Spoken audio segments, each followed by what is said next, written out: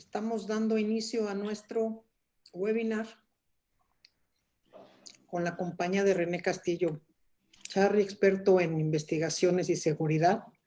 Buenas tardes, bienvenidos. René, adelante. Mil gracias, Mona. Mil gracias a todos. Es un verdadero placer estar con todos ustedes en todos los países de Latinoamérica, disfrutando de una tarde, noche para algunos, de esta situación. Mi nombre es René Castillo Charri. Soy miembro activo de ACFE desde hace muchísimos años y junto con Muna y ACFE hemos logrado desarrollar modelos muy importantes para el mundo entero, para toda nuestra región. Y hoy quiero hablarles a ustedes de lo que son las investigaciones remotas en tiempos de COVID. Desafortunadamente, nadie estaba preparado para una pandemia. Todos en el mundo de las investigaciones, los que nos preparamos en los PlanetScope, nos preparamos inclusive para el estrellamiento de un avión en nuestras edificaciones, pero nadie estaba viendo lo que era pandemia. Y la pandemia nos agarró con los dedos de la puerta en la mano, en donde en algunos casos teníamos investigaciones en proceso y otras empezaron cuando ya estábamos en plena pandemia. Así que vamos a recorrer algunos aspectos de las investigaciones, del concepto general de investigaciones y cómo hemos tenido que adaptar nuestro entorno para poder llevar a cabo las investigaciones. Bueno, quería comentarles que el triángulo del fraude, como todos lo conocemos, sigue siendo el mismo triángulo del fraude. Solamente tenemos una variable en el triángulo del fraude y es algo que nos ha impactado muchísimo en este momento de COVID y es el home office. Los empleados que están pudiendo trabajar desde casa. Esa es una de las grandes variables que estamos teniendo en este momento porque los empleados en casa no tienen supervisión. Los empleados en casa, muchos de ellos se han ido a casa sin salario. Muchos empleados de ellos, de los que conocemos, sabemos que tienen la incertidumbre de si puedan regresar o no a casa. Entonces, el gran reto que tenemos en este momento dentro del triángulo del fraude es el de oportunidad. Por falta de control, por falta de madurez y porque los empleados en este momento, muchos de ellos, con acceso a información sensible por VPN o por otros medios a las redes de sus compañías, de sus instituciones, pueden estar llevando amigos, compañeros, tomarle foto a las pantallas, estar imprimiendo información y no tenemos control. El otro gran reto que tenemos ahora en medio de la pandemia, mientras los empleados están en COVID trabajando en sus casas, es que como empresa y como área de control o como primera o segunda o tercera línea de defensa, no tenemos ninguna posibilidad de poder ingresar a sus casas para poder saber qué es lo que están haciendo. No podemos saber lo que están haciendo. Otro de los grandes retos que tenemos es que si alguno de los empleados está trabajando desde su casa con dispositivos personales, celular, tablets, iPad o laptops, desde el punto de vista corporativo, no tenemos ningún amarre, ninguna autoridad legal para poder hacer auditorías. Y eso no se había planteado, eso no se había determinado, eso no lo habíamos mirado, eso no se había visto. Y por consiguiente, en los contratos de trabajo individuales, ninguno de los empleados estaba considerado para que pudiera trabajar desde esta forma. Así que el gran reto que tenemos ahorita dentro del triángulo del fraude es el tema de oportunidad. Y lo estamos viendo desafortunadamente día a día en donde los empleados se están volviendo muy creativos. Otro de los aspectos importantes es que de acuerdo con la pandemia, muchos empleados se fueron a trabajar a sus casas, no sin perder el empleo, pero sí sin tener salario. Y eso ha impactado la economía familiar. Y eso ha incrementado que dentro del triángulo del fraude, la oportunidad para cometer fraude se haya incrementado. Hemos visto un incremento exponencial del 98% de los empleados que están en áreas sensibles trabajando desde casa, sin control y acceso a la información confidencial o sensible, en el aumento de fraudes. Bien, dentro del alcance de los fraudes, que siempre lo hemos visto en ACFE, el tema de corrupción es otro de los temas que se ha incrementado sustancialmente. Las autoridades o los organismos que no están obligados a cumplir con la pandemia están obligados o están haciendo uso de estas atribuciones que dan cada uno de los estados para que ellos cometan corrupción. No hay un solo país en Latinoamérica en donde el tema de la venta de cubrebocas o tapabocas, de gel, de venta de artículos de protección para el COVID con el gobierno no se hayan incrementado. Estamos viendo un tema de corrupción muy grande en todos los proveedores de elementos para la protección de COVID, no solamente para el gobierno, sino para las instituciones privadas. Los estados financieros, todo lo que tiene que ver con las autoridades regulatorias. Otro de los grandes problemas que estamos teniendo en este momento es que todas las entidades de gobierno a nivel Latinoamérica están operando, en el mejor de los casos, al 50%.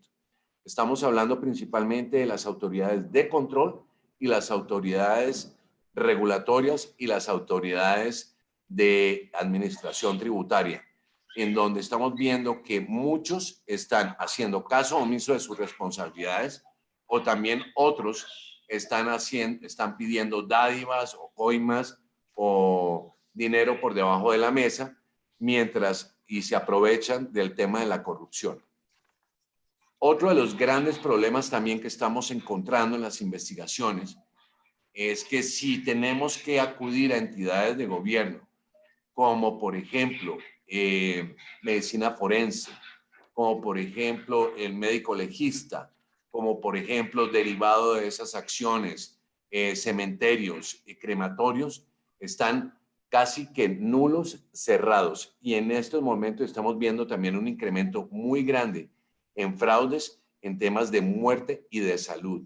Están apareciendo ahora muchos muertos por COVID que no están muertos. Y que el gran problema que tenemos es cuando dicen COVID, la gente se asusta, ni lo quieren tocar, ni se quieren hablar con la familia. Entonces estamos enterrando muchos muertos que no están muertos porque el 50% de las autoridades de gobierno en nuestros países están cerradas o están trabajando a media marcha. Apropiación indebida de activos. Tenemos otro de los problemas importantes y es que si bien en las empresas que están cerradas los empleados no están asistiendo a las oficinas, estamos empezando a ver reclamaciones de personas del área de finanzas, del área de contabilidad diciendo yo dejé 30,000, 20,000, $2,000, $5,000 en mi oficina y ya no aparecen.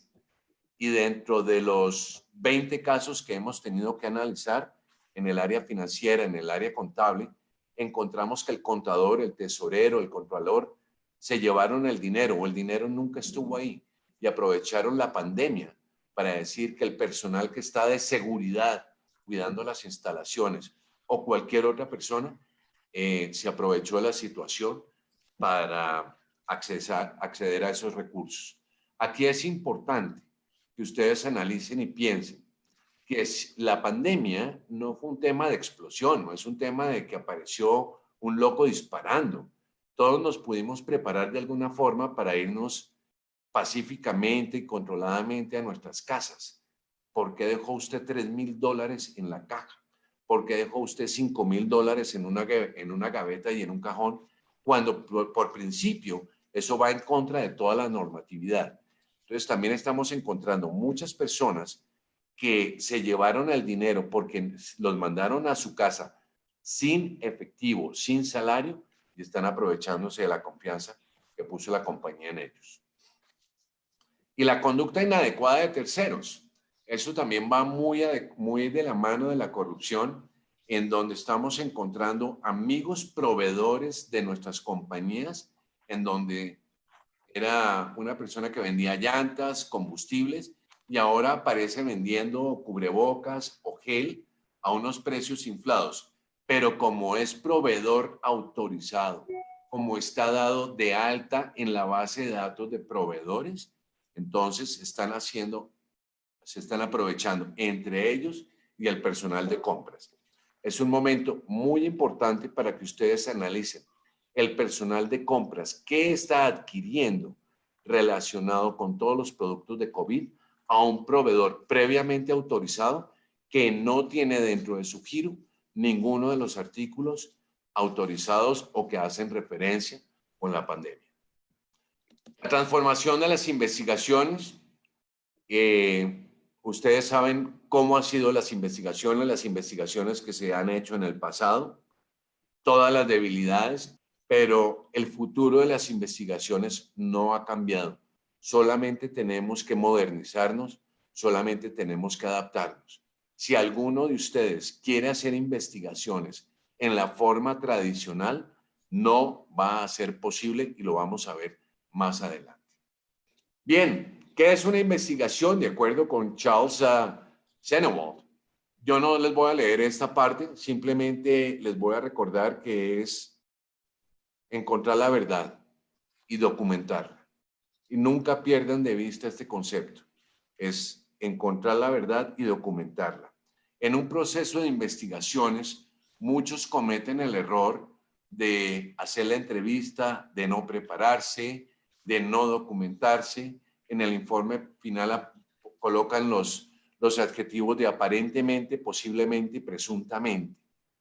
Cuando una verdadera investigación está hecha a profundidad, cuando se ha hecho con todos los elementos, con toda la ciencia, con todo el orden, no hay cabida para el aparentemente, posiblemente o el presuntamente. Todo lo que se diga se tiene que probar. Y aquí hay un concepto muy importante para todos ustedes como investigadores o auditores, y es el de la credibilidad.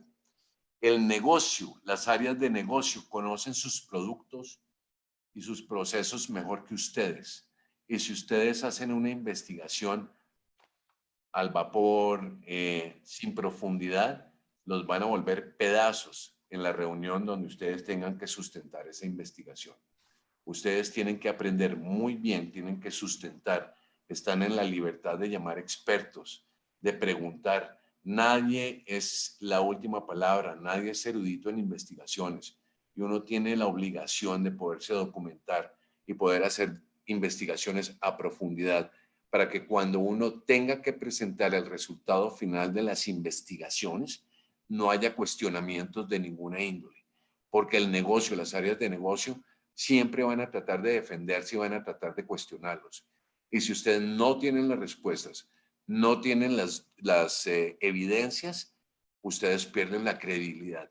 Lo único valioso que ustedes pueden tener en un proceso de investigaciones es la credibilidad. El día que ustedes la pierdan, cámbiense de área o cámbiense de oficio.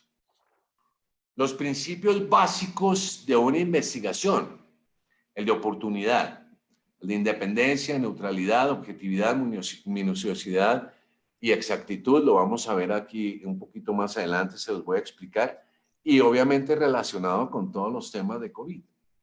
La objetividad: acepten cualquier hecho. No se pongan, ustedes no son la última palabra. Ustedes tienen que aceptar cualquier hecho que se esté presentando. Y en temas de COVID empezamos a encontrar que es que está enfermo, que no puede ir, que se encuentra muy mal. Acéptenlo. Estamos en un proceso de pandemia. Ustedes asuman que sí está sucediendo, pero todo lo que ustedes asuman, todo lo que ustedes acepten, todo lo que ustedes escuchen dentro de un proceso de investigación, la persona que está siendo investigada, la persona que es testigo, tiene que probar todo lo que les está diciendo a ustedes. Ustedes deben reconocer los prejuicios personales. Hay personas que les importa la pandemia, hay otras personas que dicen cuando toca, toca, hay otras personas que les gusta la máscara y hacerse baños con Lysol y los tapetes sanitizantes, hay otros que no. Y cuando ustedes estén en un proceso de investigación, si tienen que contactar a alguien en lo físico, ustedes váyanse protegidos y asuman que la persona tiene un grado de importancia muy grande sobre la pandemia. El día que ustedes lleguen sin guantes, sin ningún tipo de protección, y la persona sea de alguna forma paranoica, en ese momento se acabó la entrevista. Prefiero que ustedes pequen por excesos en un proceso de entrevista a que sea todo lo contrario. Los hallazgos deben soportar las conclusiones y no al contrario. Todo lo que uno diga en un proceso de investigación debe estar sustentado con nuestros hallazgos y con las pruebas. No se vale en un proceso de investigación que uno presente como respuesta o como prueba nuestras apreciaciones personales si no tienen ningún sustento. La minuciosidad tiene 3 conceptos. Uno es el de corroboración. Todo lo que se diga tienen que corroborarlo.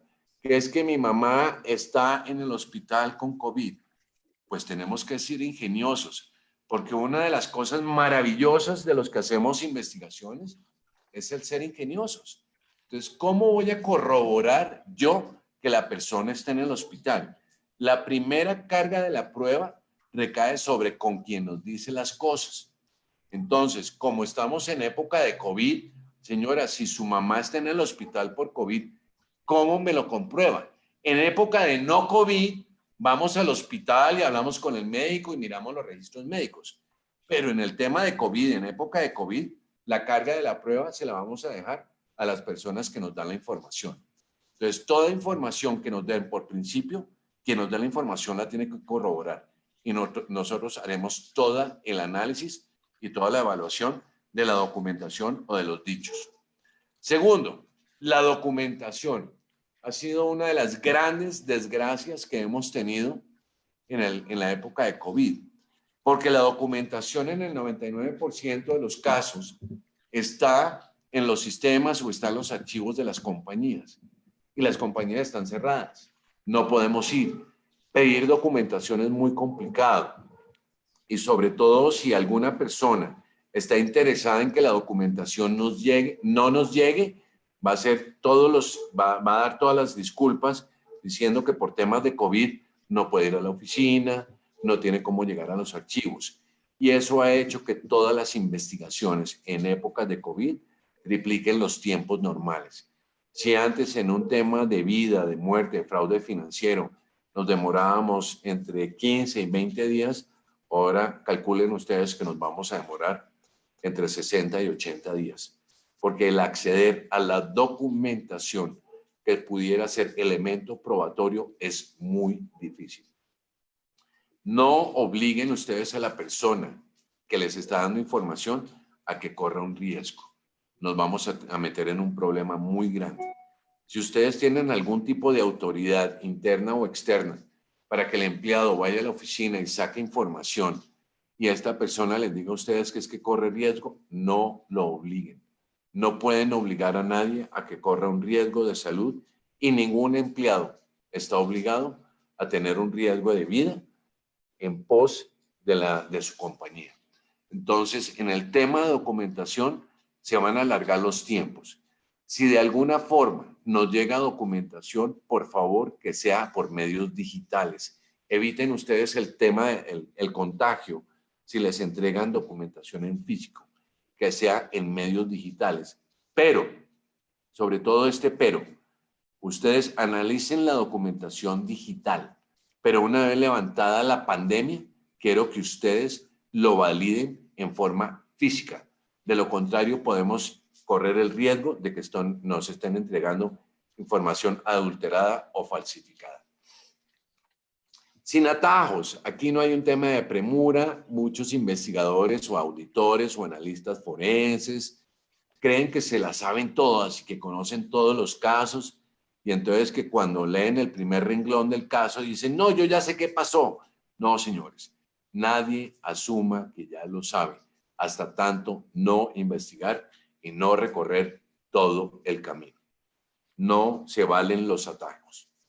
Bueno, la exactitud Siempre piensen ustedes que si lo que les están reportando a ustedes es creíble o es una percepción de la persona que está reportando o si es la realidad. Son elementos fundamentales. Es que yo creo que la persona está robando su percepción personal o tiene elementos o tiene evidencias. No, pues es que a mí me parece. Entonces ustedes tienen que empezar a analizar y a ver todos los temas. ¿Investigación qué es? ¿Una ciencia o un arte? No me voy a detener aquí, pero es una combinación de las dos cosas. Hay parte de ciencia y aparte de arte. La parte de ciencia es todos los elementos forenses, todas las herramientas que utilizamos para probar, para poder traer a la realidad los elementos sustanciales de juicio que pudieran ser aportados dentro de un caso, especialmente cuando puede llegar a tener una validez jurídica. Y el arte es simplemente la creatividad de cada uno de ustedes para poder lograr el fin y, como les decía antes, es saber la verdad de los hechos en un momento histórico. Reconstruir el pasado. Esto es solamente cómo armar un caso. La evidencia física, que son papeles, todo lo que sea tangible. Tenemos otro gran problema, que es la evidencia cibernética o la evidencia digital. Y es donde todos ustedes tienen que empezar a conocer cómo extraer información de todos los elementos de información digital que tenemos en el mundo. Laptops, celulares, USBs. Hoy en día es muchísima más la información en medios digitales que en medios físicos. Y si alguno de ustedes no le gusta el computador o tiene animadversión por el medio digital, simplemente se va a quedar con un 33% de los elementos de investigación por fuera dentro de un proceso. Porque todo, para reconstruir el pasado requerimos de la evidencia física, la evidencia digital y del ser humano. Si ustedes en este momento de verdad le temen a mirarlas, analizar un computador, no saben cómo hacerlo o no les gusta, aprendan. Y si definitivamente no les gusta, solamente van a quedar con un 66% de elementos digitales. El mundo hoy en día se está moviendo rápido y hoy en día el 90% de todas las evidencias lo tenemos en medios digitales y solamente un 5% en la gente y un 5% en medios físicos. La gente lo vamos a ver un poco más adelante porque tenemos víctimas, tenemos informantes, tenemos testigos, tenemos reportantes, pero el mundo del COVID también nos ha causado muchos problemas para acercarnos a esas personas en cualquiera que sea su condición. De cada uno de estos aspectos de cómo reconstruir el pasado, ya hablé un poco sobre eso, pero entiendan ustedes esta gráfica. Muna, compárteselas por favor, porque cada uno de ellos tiene que entender cómo reconstruir el pasado. Y el pasado es importante reconstruirlo antes de sentarnos con una víctima, antes de sentarnos con un sospechoso. Muchos de los grandes problemas que se presentan en un proceso de investigación es que el investigador quiere llegar de una vez con el responsable, con el presunto responsable, con el que cree que es responsable, pero el investigador y el auditor no se ha preparado. El empleado que ha cometido un acto en contra de la ética sí se ha preparado, porque ha mentalizado su proceso del fraude y tiene las respuestas preparadas y tiene los documentos preparados. Y quien hace la investigación, si no se ha documentado y lo primero que hace es entrevistar al posible responsable, cometió un error muy grave porque no tiene cómo confrontarlo, no tiene cómo hacerle caer en cuenta de que está mintiendo. Porque recuerden que lo que uno quiere siempre en un proceso de entrevista es una confesión. Si ustedes van a llegar a una entrevista a aprender, les pido que por favor no lo hagan, porque van a cometer un gravísimo error. El estándar de pruebas.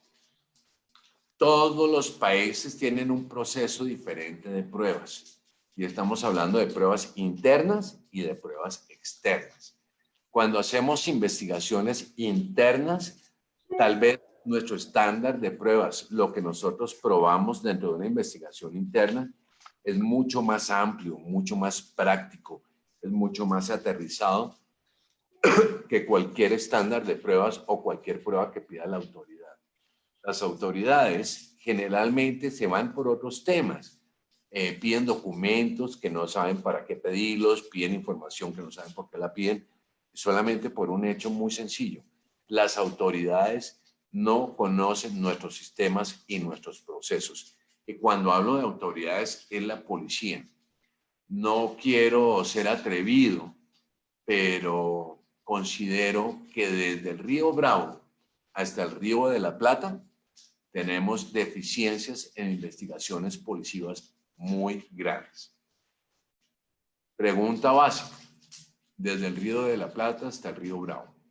Pregúntenle ustedes a un juez, a un ministerio público, cómo se comete un fraude en banca por internet. Es muy complicado explicarles a ellos que toda la información se mueve en redes, que lo único que va por las redes son bits and bytes y que el bien jurídicamente tutelado en banca electrónica, en los medios electrónicos, es la información, no es lo material, porque en todas las redes es simplemente la información. Pero los jueces y desafortunadamente también todas nuestras legislaciones consideran que lo que no es tácito dentro, como bien jurídicamente tutelado, se considera no un robo, sino un fraude. Y las penas son menores. Y es un ejemplo clásico de cómo levantar nosotros las pruebas en todos los procesos. Bien, en esta gráfica de cómo inicia una investigación, inicia de cualquier forma. Una persona que se acerca con uno, un amigo, una nota, un mail, una llamada.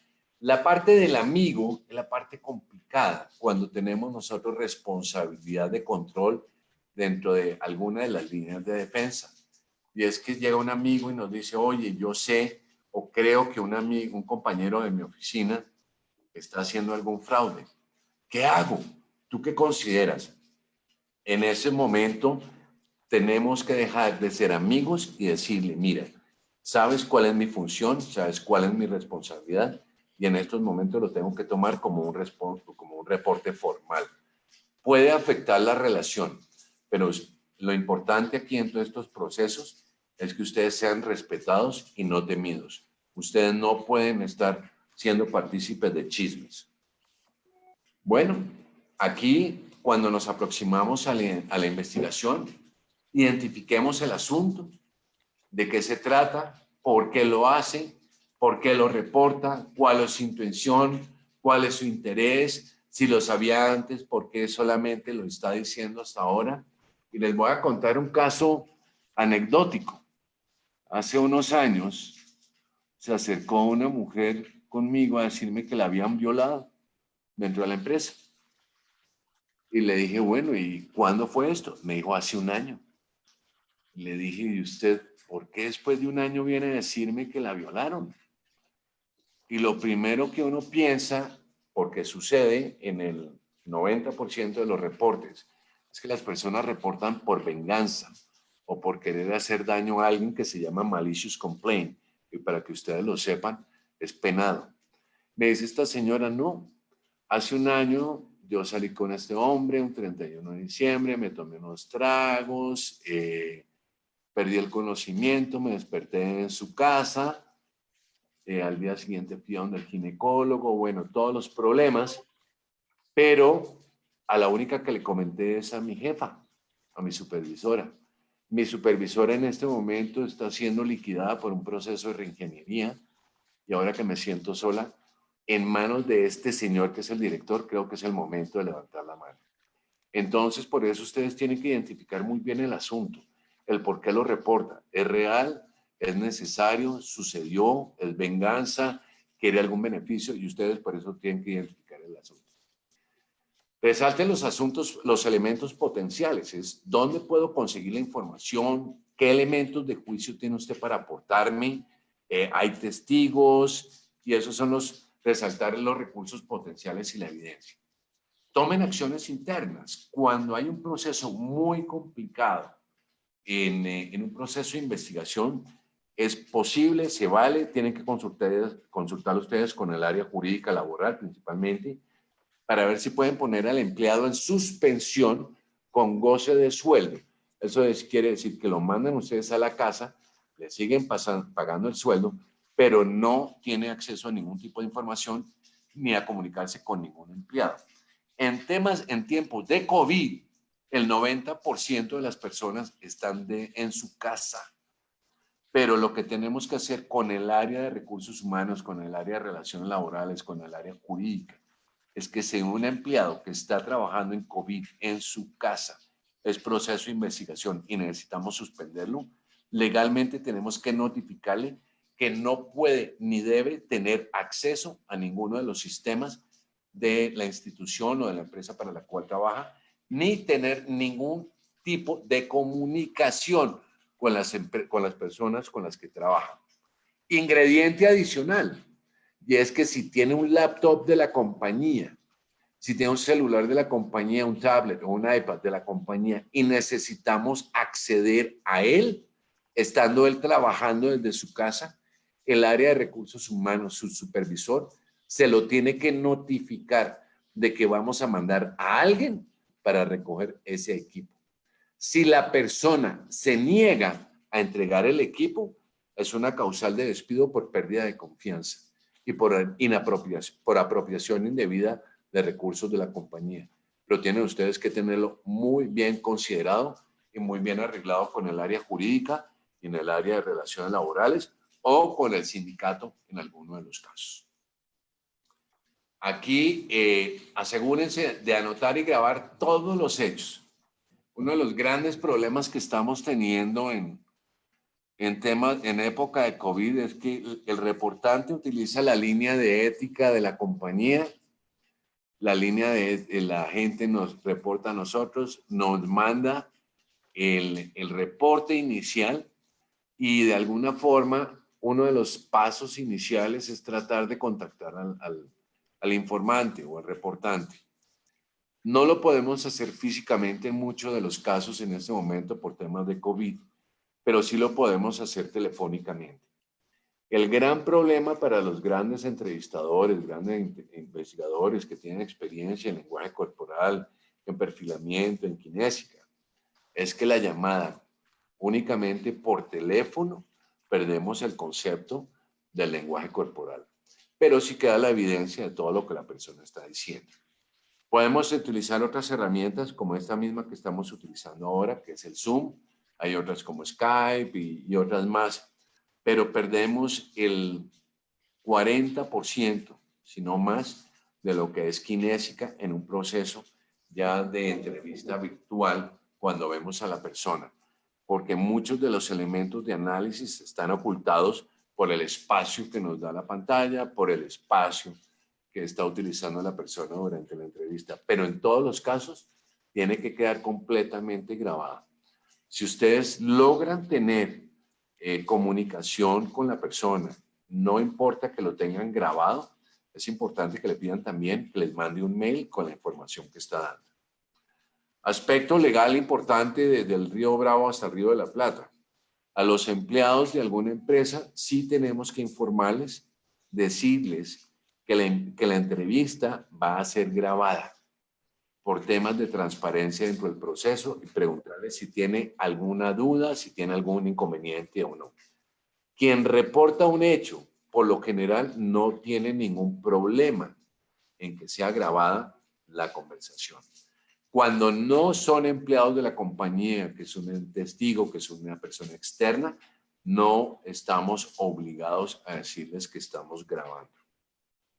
Y para eso ustedes pueden utilizar el celular, el micrófono que viene en el computador, los diferentes mecanismos, algún tipo de medios. Pero a los empleados de la compañía, por ética y por principio, sí tenemos que decirle que la entrevista va a ser grabada. A los que no son empleados, no estamos obligados a decirles que están siendo grabados.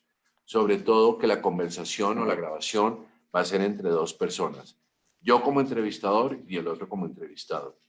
Y yo como entrevistador, desde el punto de vista jurídico, yo puedo decidir a quién grabo y a quién no grabo. Es mi voz y es lo que yo diga o lo que yo no diga.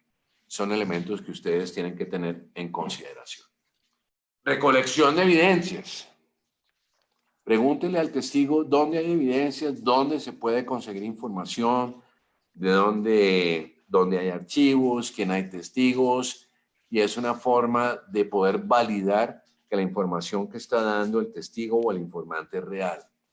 Cuando el informante ha sido testigo o está presentando una información real, sabe dónde está la información, sabe quién la tiene, tiene nombres. Cuando no es real, dice, yo no sé, no me acuerdo, es que no me acuerdo del nombre de la persona.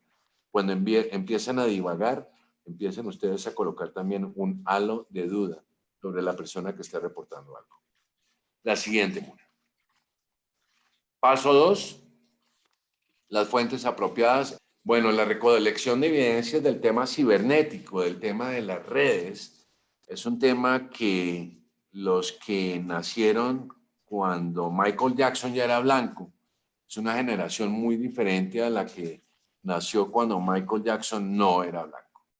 Estamos hablando de la generación del 80 hacia atrás y de la generación del 80 hacia adelante. Del 80 hacia atrás vivían en un mundo completamente análogo, donde no había computadores, no había celulares, y aquellos que hayan nacido en esa época, yo los invito a que se actualicen en los medios digitales que hay hoy en día, porque si no van a quedar muy atrás y rezagados en las generaciones que vienen después del 80, donde ya nacieron después del transistor y ya vienen también ya conociendo lo que es todo lo que es el WhatsApp, conocieron los computadores, los laptops. Y esa es una brecha generacional muy grande. Y a todos ustedes se los digo, no los estoy viendo, las 1000 personas que estoy viendo acá, pero quien no esté adelantado, que no conozca un poco del mundo digital en temas de auditoría e investigaciones, tiende a desaparecer. En el mundo actual, los que conocen de medios digitales, los que pueden extraer información de medios digitales, analizar la información de medios digitales, son los que van a sobrevivir. Entonces sí los invito a que ustedes conozcan cómo se copia un disco duro, cómo accesar al historial de búsqueda, cómo recuperar información que se ha dañado. Todavía generalmente la tecnología avanza más que los medios, entonces copiar información de los Mac, copiar información de un iPad, copiar información de un teléfono inteligente, se requieren herramientas muy costosas, pero por lo menos conocer los elementos básicos de búsqueda y de análisis.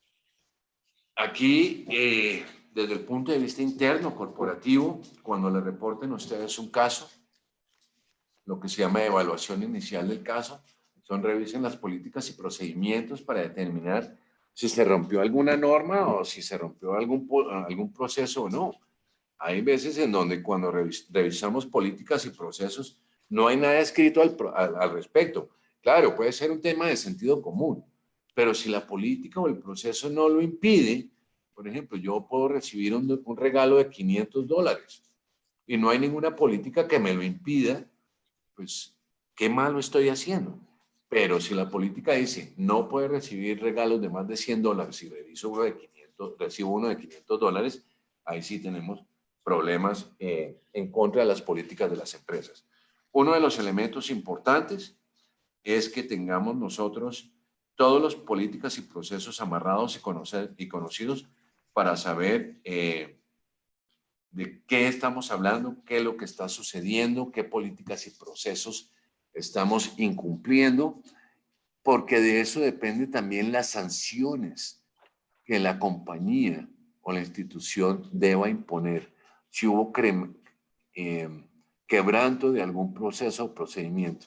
Si no hubo quebranto de ningún proceso ni procedimiento, por más de que sea fuera de la lógica, pero no esté escrito, pues de verdad disciplinariamente es muy poco lo que se puede hacer. Y la empresa, o solamente 2 o 3, el de recursos humanos, y el jefe dice, no, a mí no me importa que no esté escrito, corrámoslo, echémoslo, determinemos el contrato, el riesgo laboral, el riesgo de una contingencia laboral es muy grande, porque la persona muy seguramente tiene el caso ganado. Las políticas son las versiones correctas, están actualizadas, es otro de los temas grandes que vemos. Se acaba de cometer un fraude y la política más reciente es del 2014, cuando hay elementos que ni siquiera estaban considerados en lo que estamos viviendo en la actualidad. Entonces, ese es otro de los elementos de prueba que ustedes tienen que poner. Ustedes tienen que ser muy neutrales en un proceso de investigación. Ahora, lo que son las políticas y procedimientos en tiempos de COVID, van a tener que mandárselas a ustedes en medio digital. Y vuelvo y les repito, cuando termine el tema de COVID, ustedes tienen que pedir el repositorio o ir a donde está la información para evitar que quien les mandó la información haya cambiado o haya tergiversado de alguna forma las versiones o las políticas. Las políticas cubren las quejas. Bueno, como les decía, pues no está prohibido, pues entonces está permitido. Y ese es un concepto legal y universal. Lo que no está prohibido, está permitido. Ahora, las políticas estaban implementadas cuando sucedieron los hechos. Es otro de los elementos importantes. Revisen ustedes la política, la versión es del 2020, pero los hechos sucedieron en el 2019. La política no estaba implementada en esa época, por lo tanto la persona no estaba en condiciones ni de conocerlas ni de seguirlas. Y así como esto, hay muchos elementos que ustedes tienen que considerar. Aquí les estoy dando todos los elementos básicos para que ustedes puedan conocer y llevar a cabo cada una de las investigaciones y en tiempos de COVID. Bueno, las investigaciones internas, el 98%, son realizadas por áreas internas o despachos contratados. Gran problema que encontramos nosotros en las investigaciones internas y es que la gente no está preparada, quienes hacen las investigaciones. Segundo, no tienen el respeto de la organización. Y tercero, muchas de las áreas de investigación en las empresas son los mismos auditores o están dentro del área de auditoría. Yo lo que he peleado toda la vida es que las áreas de auditoría no pueden hacer investigaciones, porque cuando algo sucede y quieren hacer una investigación, tienen conflicto de interés, se convierten en juez y parte. Porque de las primeras cosas que yo pido en un proceso de investigación es el reporte de auditoría. Y analizo y la auditoría no encontró absolutamente nada. Y entonces ahora auditoría va a investigar algo que no encontraron y van a querer cubrir sus errores del pasado. Las áreas de auditoría no deben investigar. Se convierten en juez y parte. Todas las conductas en contra de la ética se deben investigar. No importa que sea creíble, que no sea creíble. Es parte del concepto de cero tolerancia. Porque el día de mañana que no investiguemos lo que los empleados reportan, perdemos una gran oportunidad de que los empleados crean en el proceso y después ya no vuelven a reportar nada. Sucede lo contrario, claro, que empiezan ahora a reportar de todo y se convierte en una cacería de brujas. Pero tenemos que enseñarle a los empleados lo que se llama el malicious complaint. Porque una persona que reporta algo maliciosamente en beneficio propio con el fin de dañar a alguien, tiene sanciones disciplinarias, inclusive la pérdida del trabajo. El no reportar también tiene sanciones disciplinarias, porque como en el mundo jurídico y en el mundo general, quien no reporta un hecho delictivo o en contra de la ética se convierte en cómplice. Por eso por eso hablamos de la política de cero tolerancia, que todo se tiene que investigar, porque además hay otro concepto importante detrás de no investigar, y es que el empleado que comete un fraude simplemente lo despedimos. Al día siguiente está hablando con sus compañeros de trabajo y dice, no, me liquidaron, me fui para la calle, estoy feliz. Mañana tenemos 200 casos. El otro tema importante es que el caso no solamente se debe investigar, sino se debe saber cuáles fueron los elementos que fallaron, cuáles fueron los controles que fallaron. Y el elemento fundamental al final de la investigación es tomar acciones disciplinarias y jurídicas. Cualquier acción en contra de la ética y que raye con la ley tiene que ir acompañado de una demanda. Así no haya afectación económica. Pero tenemos que empezar a poner un ejemplo. Los empleados que se quedan tienen que saber que la empresa no se queda quieta y que algo se hace. Y en las investigaciones externas, desafortunadamente, las investigaciones externas, o sea, cuando hay defraudadores externos, quisiéramos pensar que las autoridades lo hacen, pero no lo hacen por el desconocimiento mismo de lo que es el análisis. El policía de calle, el investigador de afuera, muy pocos son los que les gusta analizar. La gran mayoría les gusta son los delitos de cuerpo o con cuerpo. Los delitos con cuerpo es donde hay un muerto, donde hay un ser humano.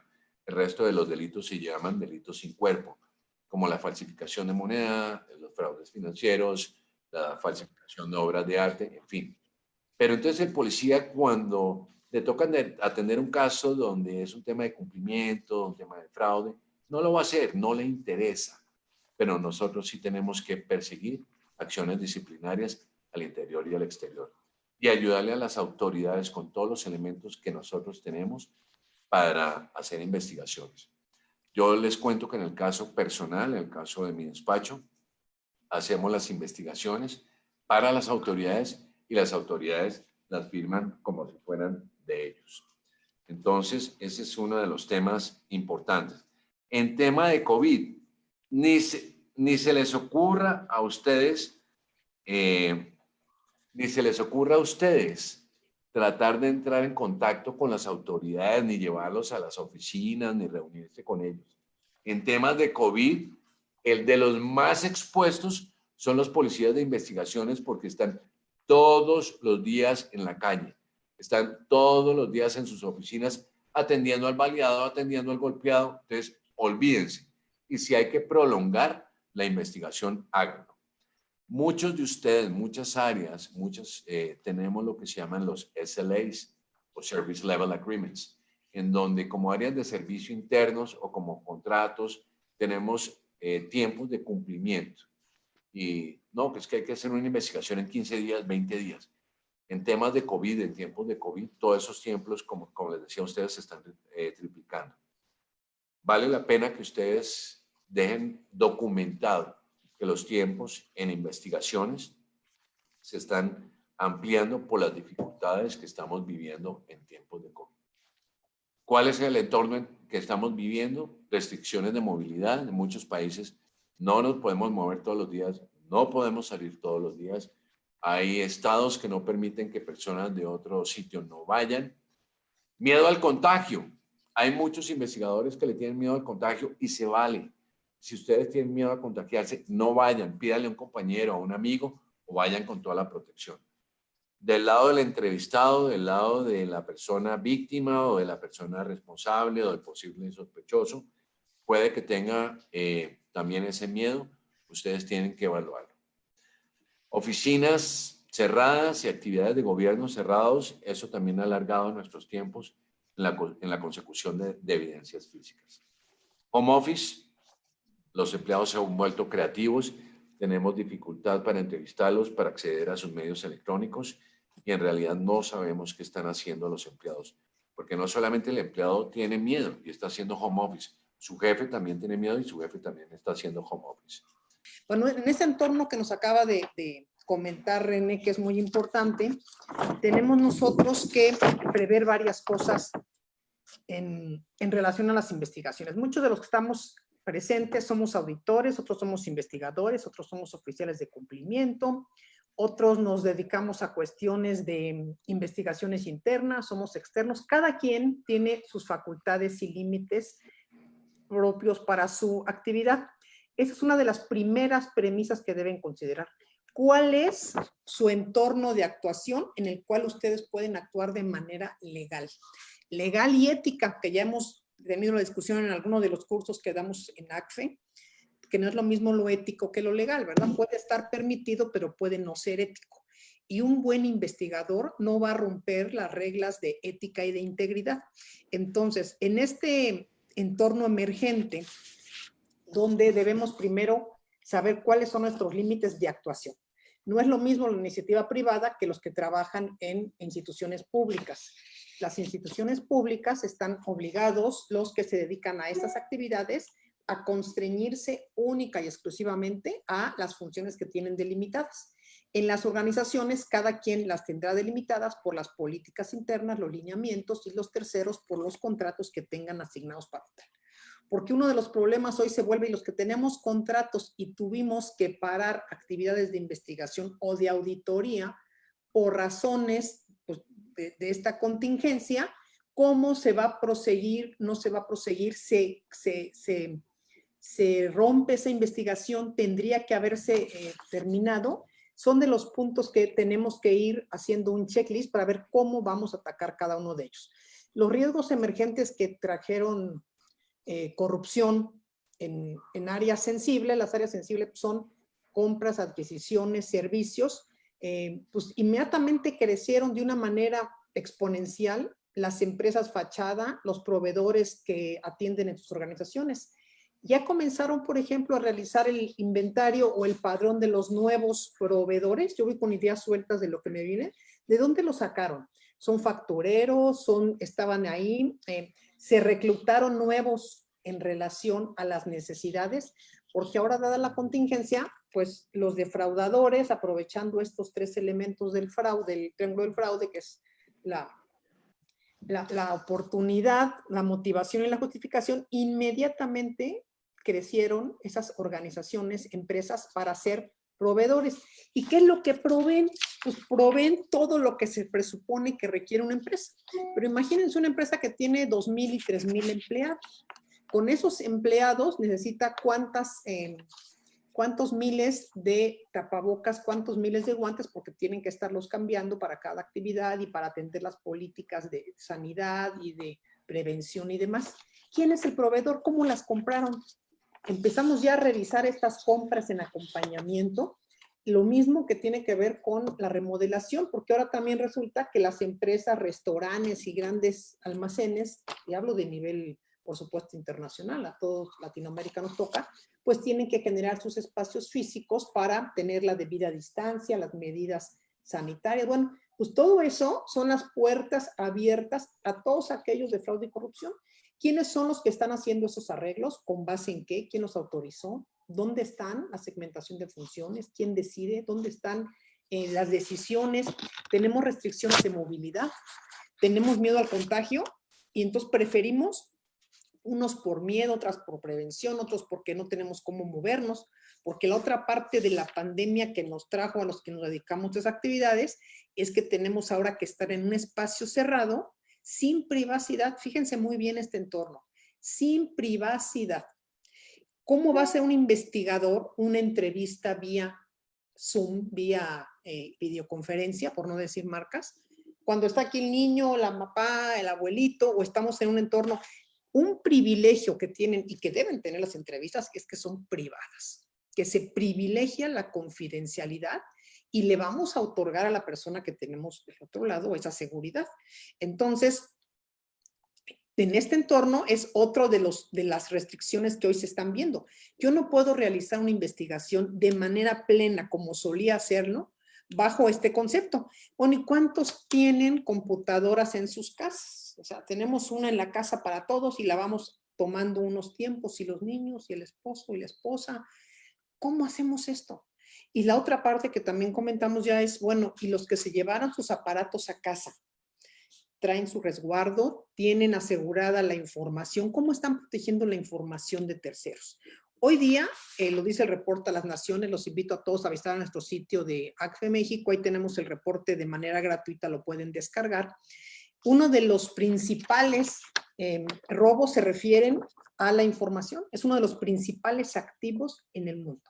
Y hemos visto cómo desaparecen bases de datos enteras para al rato estar generando fraudes con nuestra identidad, lo que se utiliza como robo de identidad.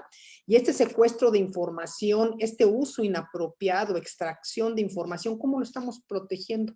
¿Cómo lo vamos a investigar? ¿Cómo estamos nosotros responsables en una organización haciendo esos protocolos de atención? Porque esa es la primera puerta que se abre para que entren los defraudadores a una institución. ¿Cómo vamos a evitar la suplantación de identidad? Y también en este entorno encontramos que las oficinas de gobierno se encuentran prácticamente cerradas. Pareciera, y esto es algo triste, que se fueron de vacaciones todos. Y hablo de vacaciones porque deben de estar resguardados, por supuesto, pero deben estar haciendo la actividad que les corresponde. Y entonces la parte de auditoría, de fiscalización, de acompañamiento o trámites que requerimos nosotros, que pueden ser en línea o pueden hacerse de esta manera virtual para obtener información que pueda ser útil en nuestras investigaciones, también está limitada. Entonces, está limitada y esa es otra de las limitantes que tenemos en nuestras investigaciones. ¿Cómo voy a investigar?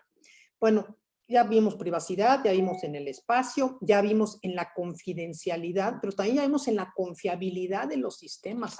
¿Cómo voy a usar mi computadora? Tengo el material que voy a estar revisando. Si voy a hacer alguna revisión o estoy en proceso de una investigación, ¿cómo garantizo la certeza, la fiabilidad de esa información? Digo, me ha pasado muchísimo que me mandan correos equivocados. Empezando desde ahí, hay repositorios de su organización o por ustedes mismos creados para atender esa información, para que con toda la seguridad se pueda tener. Esos repositorios pues tendrían que estar claramente identificados y tener las más amplias medidas de seguridad. ¿Cómo estoy organizando mi investigación? Una investigación no es trabajo de una sola persona. Tenemos un trabajo en equipo. ¿Cómo me reúno con mi equipo? Estamos en plena, todo el día en el horario dispuesto para tal, entendiendo y informándonos de los hallazgos ambos. ¿Cómo valoro si a mí me toca ser la persona o ya se diligenció de alguna manera la recepción de las denuncias? ¿Cómo estoy atendiendo esas denuncias? Porque déjenme decirles también que otra parte es que se dispararon las denuncias por ciertas faltas de integridad. En otros casos y en otros países también están vinculados a actos criminales como son el acoso. En muchos casos acoso laboral, en muchos casos acoso sexual, en otros casos hostigamiento. ¿Qué otra cosa? El abuso de las funciones. ¿En qué coincide eso? El abuso de las funciones es los jefes, los subalternos, tratando de manera inapropiada, pues puede ser a pares o puede ser a subordinados. A pares es más difícil porque, bueno, siempre hay una medición. Pero bueno, también la otra parte que tenemos que ir construyendo es, bueno, estamos todos en un entorno de estrés, de diversa ansiedad, de situación diversa. Pero eso lo podemos entender. La otra parte es, podemos permitir hasta qué límites que alguien que esté en un mal momento pueda tener un acto con nosotros que en ese momento nos lastima. Pero si se vuelve recurrente, para mí recurrente es más de 2 veces, ¿verdad? Y decido denunciarlo, ¿cómo lo atiendo? ¿Cómo atiendo esa denuncia de alguien que está haciendo un trabajo, se siente acosado, está en este contexto generando una denuncia con datos, sin datos? ¿Cómo la voy a socializar con mi equipo de investigación? ¿Cuáles son mis trabajos que debo realizar? ¿Cuáles son las herramientas con que cuento para realizar esa investigación? Necesito, digo, en empresas chiquitas podemos conocernos cuántos somos. En empresas grandes, ¿cómo voy a acceder a ese expediente? ¿Cómo voy a saber quién es la persona? ¿Cómo voy a saber qué sucede? ¿O tengo que entonces que voltearme hacia el área de recursos humanos y atenderlo primero como una cuestión de clima organizacional mientras investigo? ¿Cómo califico, colegas, si es una falta grave que merece mi inminente atención o no? ¿Puedo entrevistar y sé quién es, en caso de no ser anónima, la denuncia para poder tener una entrevista en videollamada, en un entorno, por supuesto, seguro, en un entorno en que nos permita entender el caso, cuál es la denuncia, de qué se trata, y poder generar una entrevista remota, que estas entrevistas remotas pues son las menos indicadas en la vida de investigación cotidiana, pero que hoy tenemos que hacerlas. Y tenemos que realizarlas pues cara a cara con una videollamada. Porque si no sé quién está del otro lado, yo no puedo tener la certeza de nada, ni observar, ni atender otro tipo de conducta cognitiva que me puede ayudar a mí en la solución o en el encauzamiento de esta investigación. ¿Cómo realizo estas investigaciones? ¿Cómo realizo las entrevistas? Muchas de las preguntas que nos hacen es si se deben de grabar y se pueden grabar. Las organizaciones privadas tienen sus propias políticas. Las organizaciones pueden decidir que se graban y es una cuestión, inclusive desde que ustedes entran a una organización, pues, ustedes siendo video grabado, si quieres entras y si no, te sales, ¿verdad?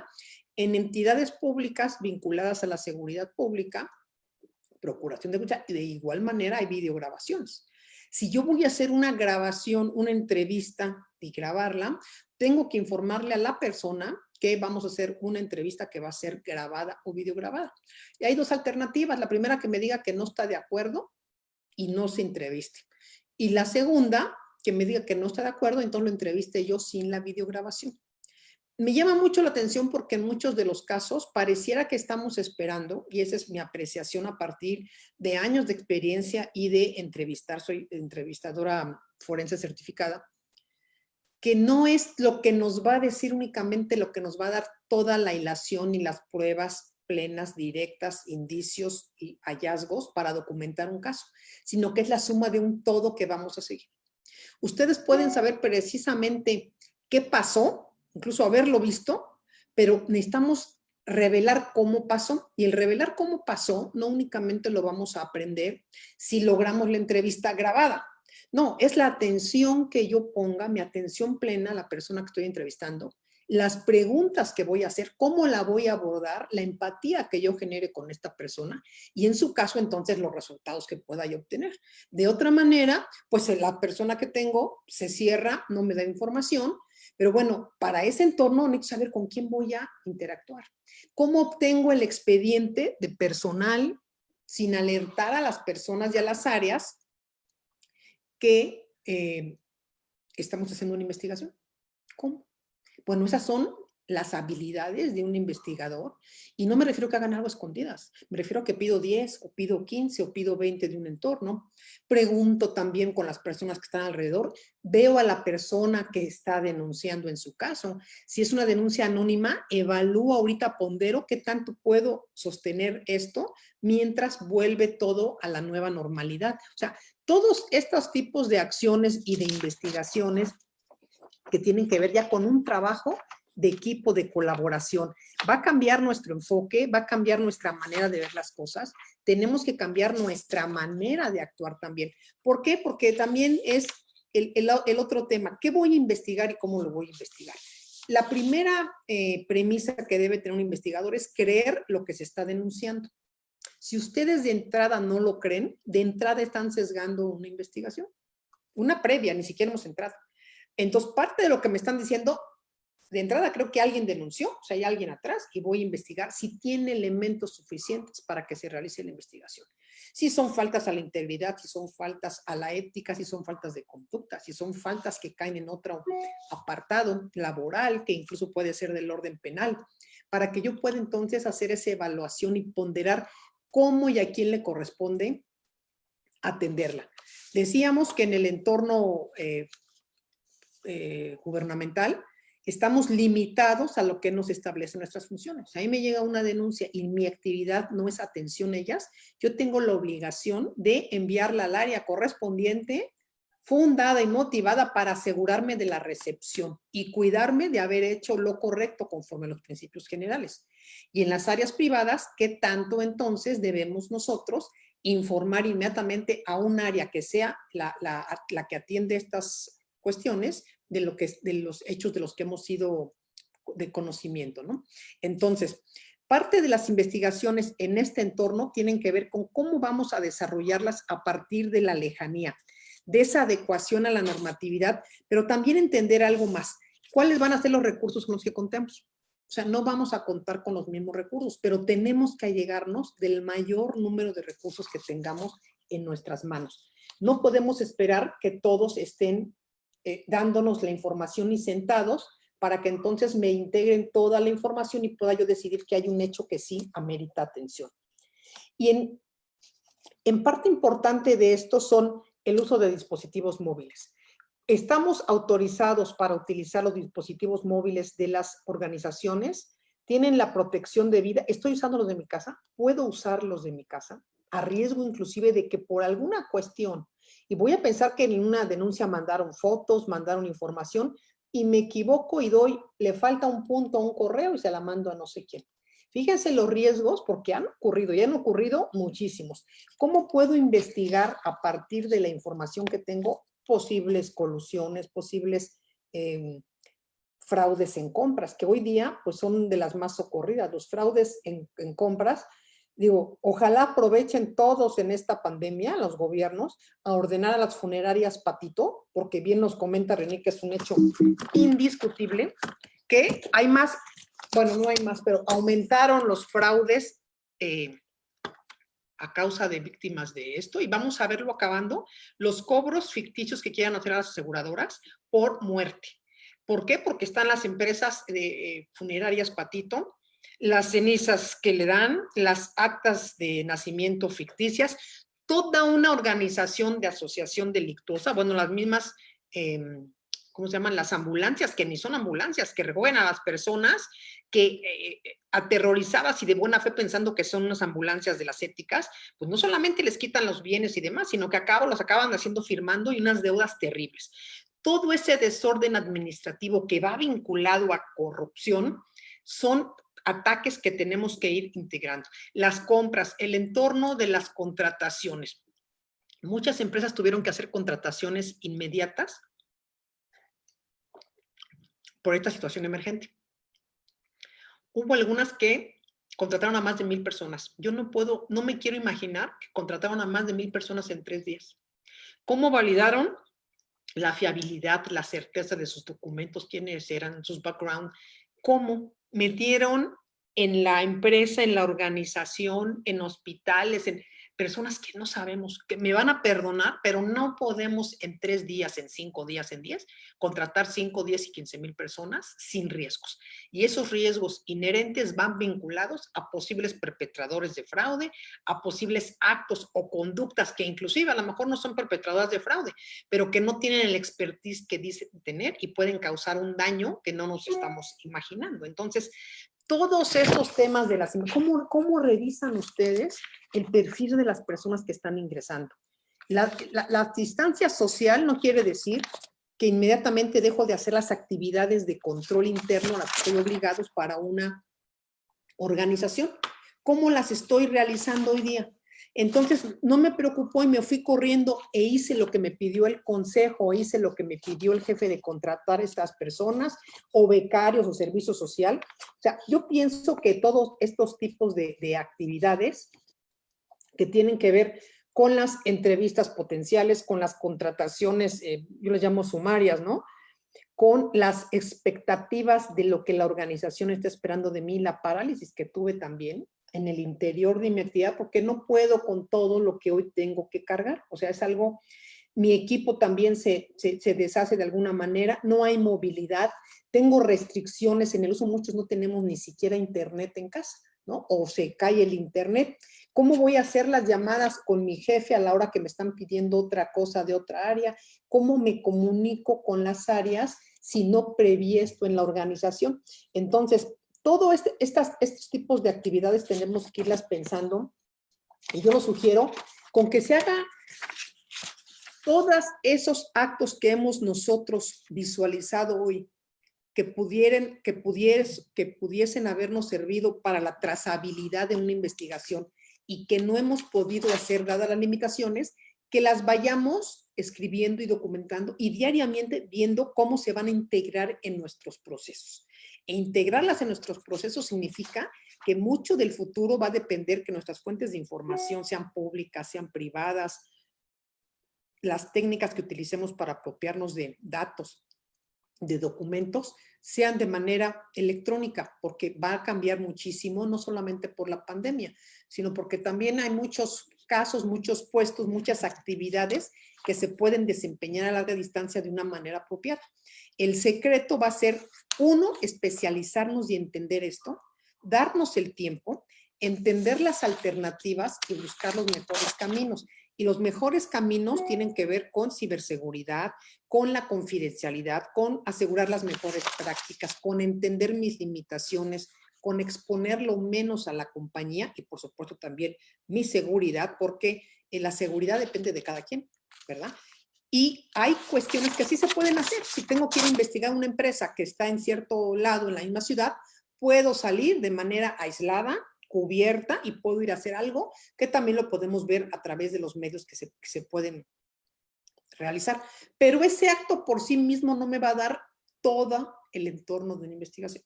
O sea, cuando entendamos en nuestro entorno que las acciones que hagamos para obtener la información de las personas, de sus bienes, de las características, de las conductas que se le están achacando, de cómo se manejan, de las recurrencias, de investigaciones anteriores, de otros testimonios, de amigos, de sus redes públicas, todo ese tipo de investigación que hagamos y verlos de manera personal y entenderlo como un todo integral, nos pueden ayudar más al camino de conocer y llegar a un éxito en la investigación. Y por supuesto, yo siempre he dicho y sostengo que el éxito de una investigación, mucho de él, la mayor parte se centra en la planeación y en el equipo. Un equipo de expertos con toda la intención y con toda la resiliencia y adaptabilidad para escalar cualquier tipo de actividad y hacer de la mejor forma la investigación. Y por supuesto, va a haber limitaciones ahora y habremos de ponderar si son tan importantes para atenderlas en este momento, si no tienen alguna cuestión legal que pueda generarse, y entonces podemos postergarlas. ¿Y cuál sería la urgencia en relación a la organización, al core, a la situación que se pueda generar y al daño en su momento, si es patrimonial, que se esté generando? Y esas yo creo que son más sencillas de atender, y ahí tiene mucho que ver también la creatividad de los auditores y de los investigadores. Yo aquí acabaría mi intervención y abriríamos, si tienen algunas preguntas para realizar vía chat o vía Facebook, para que podamos atenderlas. A ver, René, no sé si puedes, ¿las entrevistas se pueden grabar? Pregunta alguien. Sí, señora, las entrevistas sí se pueden grabar, pero como les dije, cuando es para empleados, hay que hacerles saber que estamos grabando. Si no son empleados, sí podemos grabar. Y hay que decirle, señor, por proceso de transparencia en la investigación, estamos grabando, bien sea en video o bien sea en audio. Pero sí se pueden grabar, y mi recomendación es que todo se grabe. En tiempos de COVID, que todo se grabe. El tema de uso de datos personales en tiempo de COVID, imagínense, eso es gravísimo. Los datos personales ni en tiempo de COVID ni en no tiempo de COVID son datos personales protegidos por la Ley General y la Ley Federal, y nosotros tenemos que tener mucho cuidado en eso. Es algo en lo que remarcamos. Las investigaciones no se pueden desatender por los tiempos de COVID y atender estos temas de datos personales, desatenderlos, ¿no? La documentación que están en los sistemas de compras financieros que se pueden presentar como prueba, yo pienso que sí, ¿no, René? Sí, por supuesto que sí. Todos los elementos que estén en los sistemas de la empresa o de gobierno son elementos de prueba y pueden ser obtenidos. Pero sí, son todo lo que está en los sistemas de una empresa o de gobierno son elementos de prueba. Así es. ¿Qué perfiles debe tener un investigador? Pues yo les diría que tienen que tener creatividad, conocimiento, expertise en las técnicas de investigación, en la aplicación de entrevistas, por supuesto, tener un ojo clínico, una percepción apropiada, y una percepción apropiada no viene únicamente del sexto sentido, es una percepción informada, una percepción a partir de la historia de su trabajo y de su profesionalismo, con un juicio profesional pues que pueda ser acertado, ¿no? En este sentido.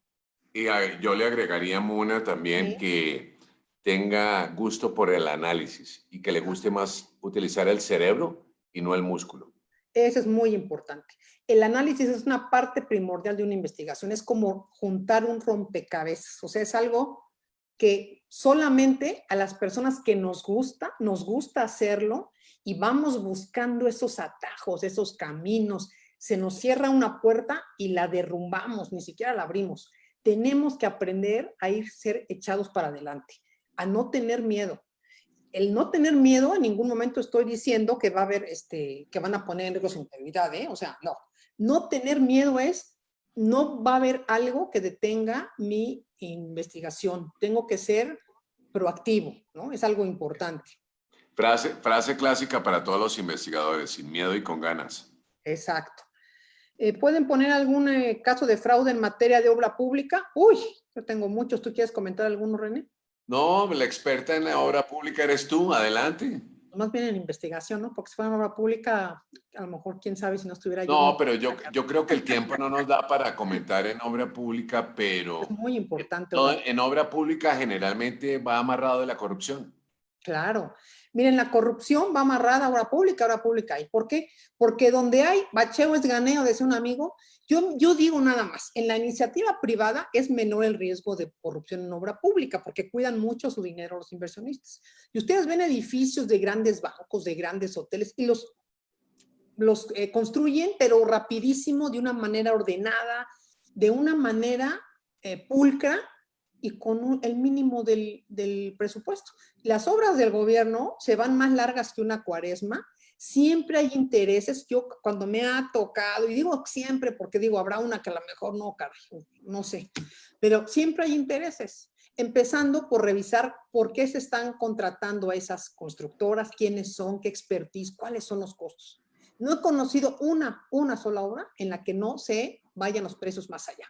Y entonces tenemos que revisar no solamente el contrato original, sino los adendas que tienen que ver con el 25% que casi acabando te solicitan de ciertos conceptos que la propia ley te permite que puedas tú al mismo costo que contrataste ejercer más. Entonces se me ocurre un ejemplo, en una obra integral o en una carretera tú pusiste 10 kilómetros de pavimentado en un precio menor porque lo demás era mayor y bueno, eso no te impactaba tanto.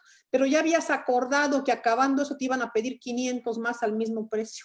Y entonces ese sobreprecio pues ya no se vuelve porque la ley te lo permite. O sea, trampas en obra pública hay todas las que ustedes quieran. Desde cómo la dirijo, a quién se la asigno, desde las asignaciones directas, desde la falta de capacidad, desde la subcontratación, los materiales que se utilizan. Bueno, esa sería obra de nunca acabar. Yo creo que muchos de aquí tienen estas cuestiones y van en los niveles de gobierno y por supuesto van vinculados a los constructores, porque el gobierno en sí mismo no construye, ¿no? Entonces eso es algo importante. A ver, René, aquí, ¿cuáles serían los elementos importantes en una entrevista completa que permita contribuir a una adecuada investigación? Los elementos de... ¿Me repite la pregunta? Elementos en una entrevista que permitan contribuir a una adecuada investigación. Elementos, ok. Que la persona entrevistada esté dispuesta. Número 2, que nos preparemos antes de la entrevista. Número 3, que tengamos todos los elementos de sustento en la entrevista. Y la entrevista son dos, la exploratoria y la acusatoria. Entonces, para la exploratoria es mucho más leve, mucho más fácil, pero tenemos que conocer todos los elementos. Y para la acusatoria ya tenemos que tener los elementos de prueba para que la persona confiese. Comentaste que el área auditora no debe ser investigadora. No. ¿Puedes ampliar un poquito eso? Sí, claro.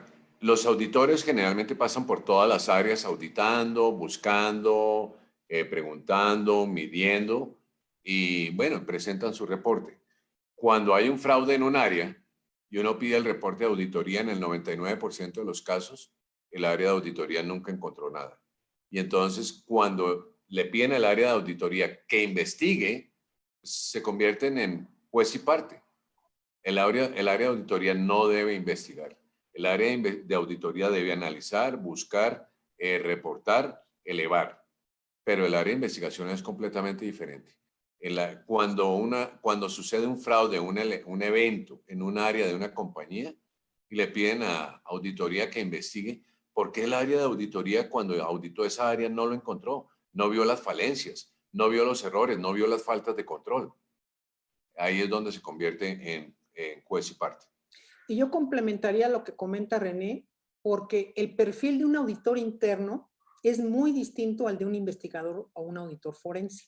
Desde las habilidades, desde la preparación y desde su función. La función de un auditor interno es acompañamiento en la organización, a los procesos, a verificar las políticas, que todo esté caminando acorde al programa antifraude o de compliance, pero es difícil que pueda tener las dos cachuchas. O sea, el perfil tiene que ser de personas que sean apropiadas para realizar las actividades de investigación. Pero en muchos casos, Rani, seguramente te ha pasado que dadas las compañías que pues unos por ahorrar y otros porque piensan que así debe de ser, pues ponen a las mismas personas a realizar esas funciones. Totalmente distintas, no tienen las mismas actividades, perfiles y demás.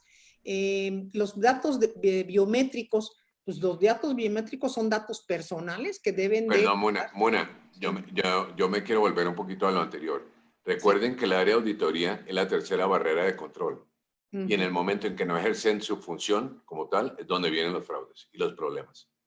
Esto es importante. Y también entendemos que no siempre el área de auditoría interna va a poder revisar todo, pero si revisa lo mismo siempre, va a pasar lo que comentamos. No va a encontrar las áreas de riesgo, no va a encontrar los fraudes.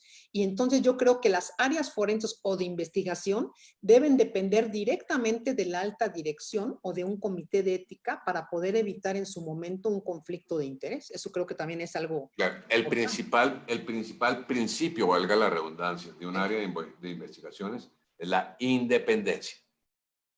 Es algo muy importante. Muy Bueno, ahora sí. importante. ¿Qué Yo creo decías que de los y de biométricos? auditoría interna, ¿eh?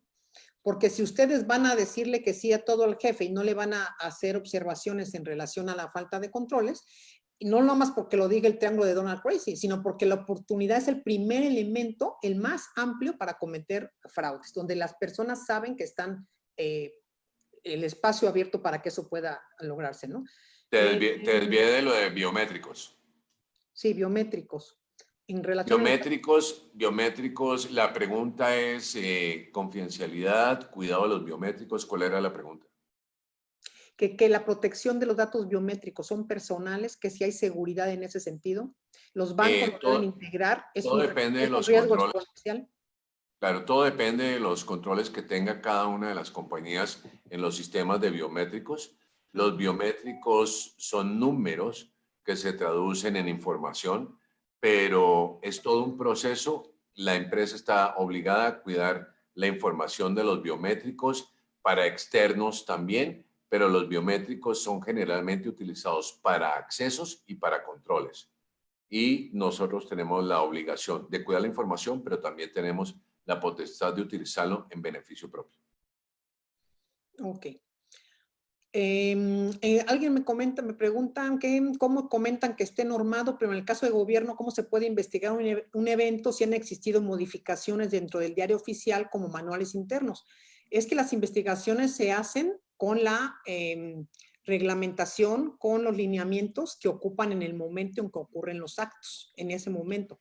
Si algo va Sí, cambiando, no quiere decir que va a limitar nuestra investigación o la va a hacer distinta. pero ahí te aclaro también, Muna, que les dije anteriormente, que hay que validar qué legislación estaba vigente en el momento en que se cometió el fraude. Claro. No lo exime del acto punible, pero también todo depende, porque si en el diario oficial de la Federación no estaba penado o no estaba normado, pues no lo puedo juzgar por algo que no estaba penado ni normado. Entonces, por eso les decía, hay que evaluar las políticas, procesos, procedimientos que estaban vigentes en el momento en que se cometió el hecho. Ahora, que estaban muy viejas, no estaban actualizadas, es otro tema, pero hay que evaluar cuáles estaban vigentes. Claro. Y algo muy importante, no podemos investigar algo que no está sancionado en la parte de ética e integridad en una organización. O sea, algo que denuncien que no está sancionado, voy a poner el ejemplo del conflicto de interés. Si el conflicto de interés que en el sector público sí está claramente definido y establecido, pero no en todas las organizaciones o empresas. Y entonces alguien denuncia un conflicto de interés alegando que contrataron a su cuñado como proveedor o a alguien ahí en otra área, y esto no está normado. Tendríamos que ver en el contexto de la organización, uno, la pertinencia de incluirlo en la norma como algo importante en relación a el conflicto, normarlo, eso no quiere decir prohibirlo, porque entonces muchas empresas tienen la política de que pueden trabajar familiares, pueden contratarse proveedores bajo ciertas condiciones. Entonces también saber qué estamos investigando. ¿Cómo lo vamos a investigar? ¿No? ¿Quién se debe de encargar de contratar al investigador en una organización? Yo pienso que la alta dirección, ¿no, René? Sí, el área que tenga más independencia e interés. Sí, porque si dejan que el investigador lo contrate a alguien de un nivel medio o mediano y que no tenga esa, ¿cómo le llaman? Cuando estamos con la organización esta pertenencia y responsabilidad, pues luego estamos pensando en meter al compadre, al cuate, a la cuata y no al perfil apropiado.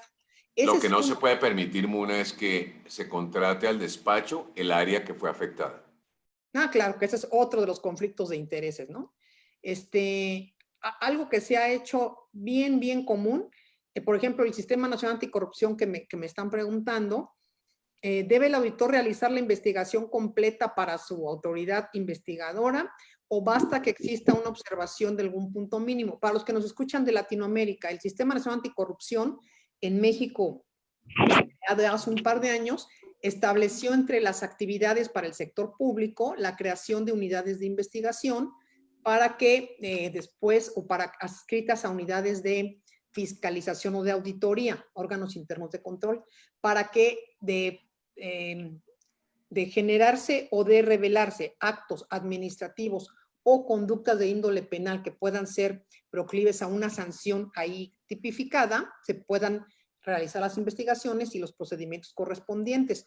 La pregunta es si la autoridad, las auditorías tienen que entregar todo. No, el auditor es auditor. El auditor tiene como función primordial hacer, y cada quien tiene sus facultades, y me entenderán los colegas que también están en los institutos de auditores internos de Latinoamérica, tiene como facultades las que le marca la ley. El auditor interno va a ser el acompañamiento, va a ser un auditor preventivo en las organizaciones públicas para validar los procesos, procedimientos, acompañar las compras. Hoy mismo debían, lo digo con esa tristeza de que están de vacaciones, estar acompañando a las compras para evitar todo lo que hemos sabido de corrupción y lo que se va a saber todavía. Esa es la labor de un auditor interno. Y cuando acaba una auditoría o en las áreas de fiscalización que son las externas, tendrían que fiscalizar ex post o bajo denuncia y acabando su investigación, si tienen elementos suficientes para determinar que hay faltas a calificar, deben de enviarlas al área de investigación.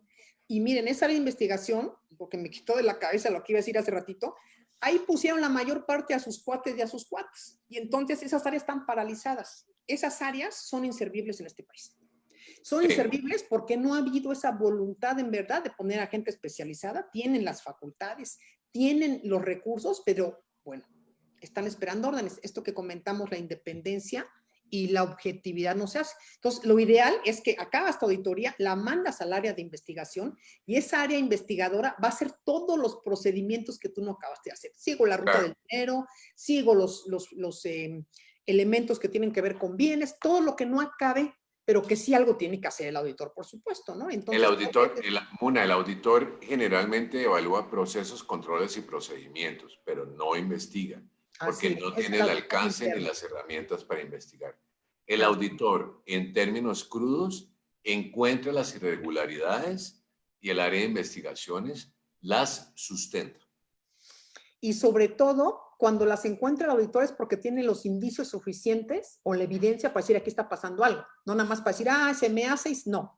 Hay, y entonces esa parte que le faltó de sustentar y de fortalecer es la que tiene que hacer la de investigación.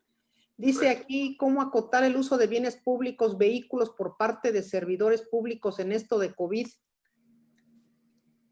Pues son dos temas, no más que dos temas, puntos. Lo siguiente, los vehículos son para utilizarse para cuestiones de esta índole si se requieren, una emergencia como esta. Pero si las tienen para cuestiones que tienen que ver de paseo y su casa, pues nada más hay que tomar foto, el video. Ahora es una maravilla esto de tener redes, ¿no? Pues no deben ser para eso, deben ser para el uso de las funciones a las que están establecidas. Entonces, más que acotar, pues también es hacerles un auditor interno, debe ser un atento llamado a todos los de su dependencia, entidad, organización, a que tengan el uso adecuado y apropiado de los recursos materiales, financieros y humanos, ¿no? Pero hay que complementarlo, Mona, con una política muy estricta de cuál puede ser el uso de los recursos que se le asignan al empleado. Tiene que estar amarrado con una política.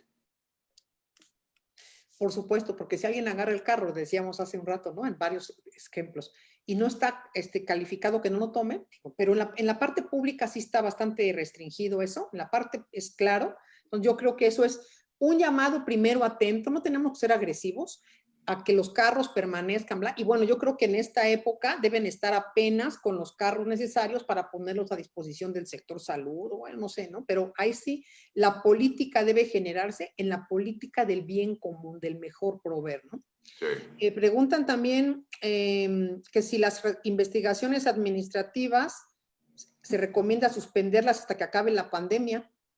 Pues si se las prescriben en la mano, ¿qué? ¿Se les van a prescribir? No, desafortunadamente no pueden parar porque en algunos países tenemos términos de ley. Entonces tenemos que seguir adelante. La ley no va a cambiar para la pandemia. No ha habido un comunicado en ningún país de Latinoamérica de que las investigaciones administrativas tienen que parar o se les da una prórroga por la pandemia. No, tienen que seguir adelante porque tienen términos de ley. Y aparte, los que hacen las investigaciones que están en su casa, pues pueden hacer el mismo tipo de investigaciones, el expediente digital, o voy a la entidad en ese momento, reviso el expediente. O sea, la seguridad significa que yo no voy a estar cerca de un conglomerado, de muchas personas. O sea, tenemos que cuidarnos, pero no podemos dejar de decir que ya no voy a hacer nada porque hay pandemia, ¿no? O sea, Correcto. todo el sumo cuidado que deba de haber, ¿no? Los procesos de información en dispositivos, René, deben ser con la autorización del propietario. Depende. Si son equipos de la compañía, no. Y si son personales, sí.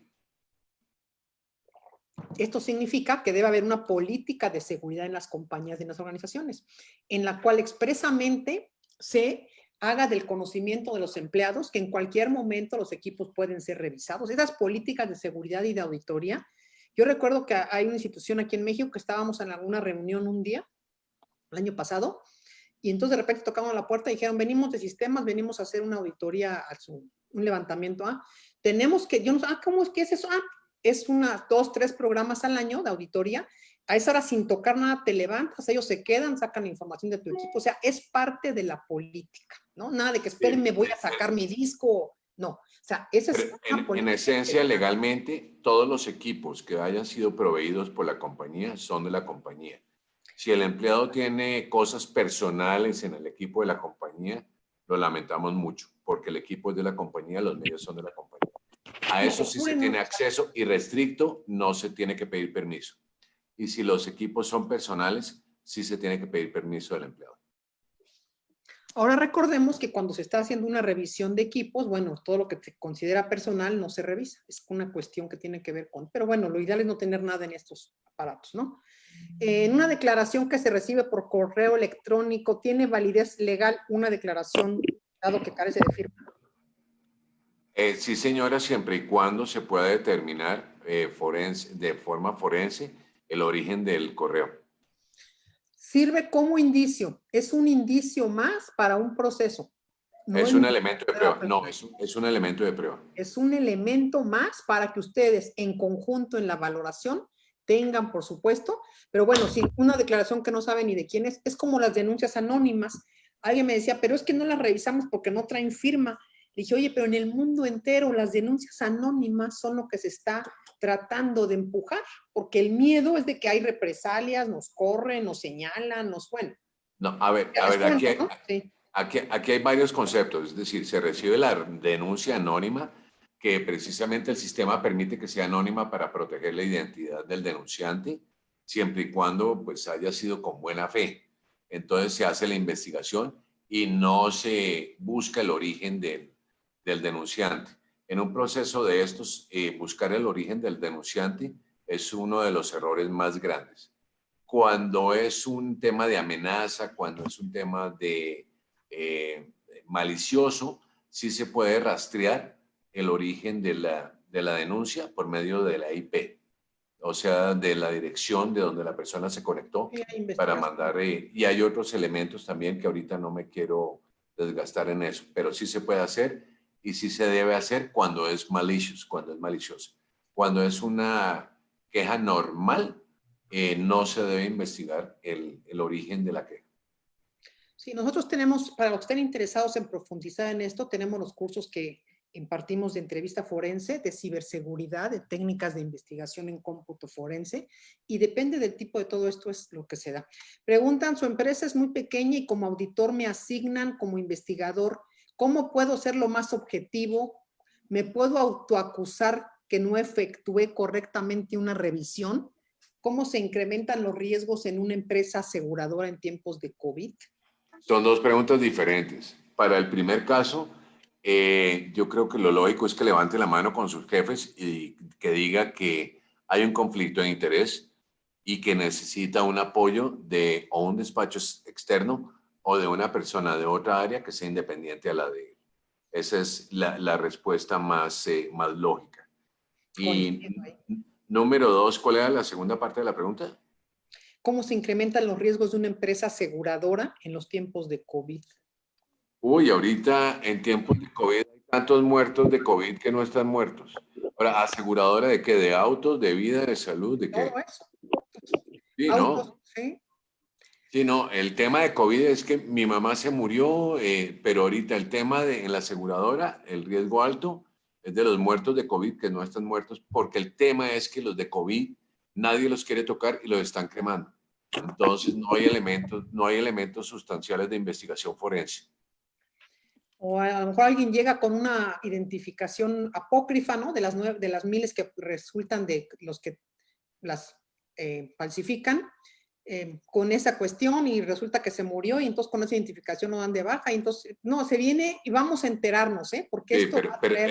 el riesgo ahorita en aseguradoras de vida y salud es el riesgo de muertos de COVID porque no los están enterrando, sino los están cremando. Y además, un riesgo adicional es que el volumen es muy alto y los crematorios están saturados y están traspapelando la información. A veces creman a uno que no era, en fin, está horrible. Es el No, riesgo alto en ahorita. los pueblos no quiero ni imaginarme, o sea, No, vamos no, a no, verlo olvídate, todavía ni te imaginas. y esperemos que en el seminario de noviembre, si se logra hacer ya con las medidas y con ciertas cuestiones, podamos tocar temas de estos. ¿Es necesario estar certificado para hacer investigación forense? No, no es No. necesario estar certificado, pero yo sugiero, y René y todos, que tengamos una certificación y el expertise. La certificación de Certified Fraud Examiner, que tiene las 4 áreas, para mí es la ideal, no porque sea de ACFE, pero la certificación me da un plus internacional, ¿no? Que me permite hacer. No sé qué quieras comentar de... Es cierto, ACFE da una certificación internacional en análisis forense de fraudes, pero para investigación general, para investigación grande, macro, hay otras certificaciones o hay otros cursos o simplemente el pensum académico por experiencia se lo pueden acreditar.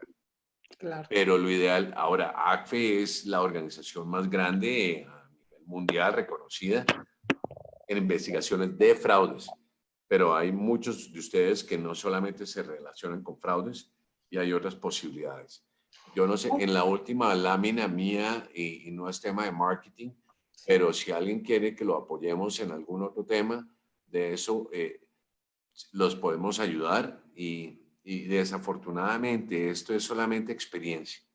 Experiencia y ir de la mano como con ACFE.